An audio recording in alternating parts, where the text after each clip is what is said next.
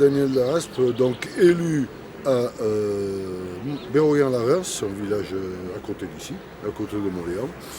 Voilà, donc directement impliqué dans la cause de l'hôpital de Montréal. Donc quelle est la position que tu défends?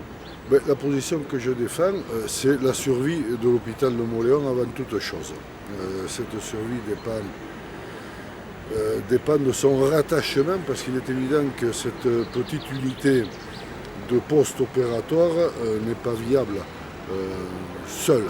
Donc il faut impérativement que cet hôpital ou cette structure soit rattachée à, on va dire, une maison mère, l'hôpital de Saint-Palais, qui aujourd'hui est en pleine évolution et en évolution constante, puisqu'elle a pris une grosse part de marché sur les soins en Soula, principalement. Pour rappel, il y a 15 ans, 20 ans, les Souletines allaient accoucher à Oloron.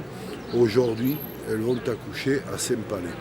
Cet hôpital de Saint-Palais, pour en parler, je le disais peut-être tout à l'heure, a doublé sa capacité d'accueil. Les médecins sont détachés de Bayonne, viennent en consultation, voire opérer en ambulatoire bien souvent à Saint-Palais. Il devient donc rentable. Il va être encore en évolution puisqu'on va voir venir un IRM. Les travaux sont engagés déjà à l'hôpital. Je suis sous-doté, j'habite ici, j'ai 66 ans. Je peux prévoir un jour passer là, un post-opératoire. je parle pour moi.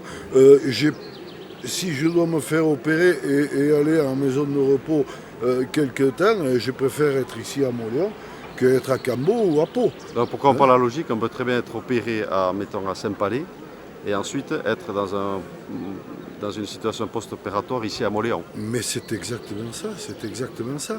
Et il y a cette demande forte, et je veux dire, ce besoin, c'est un besoin.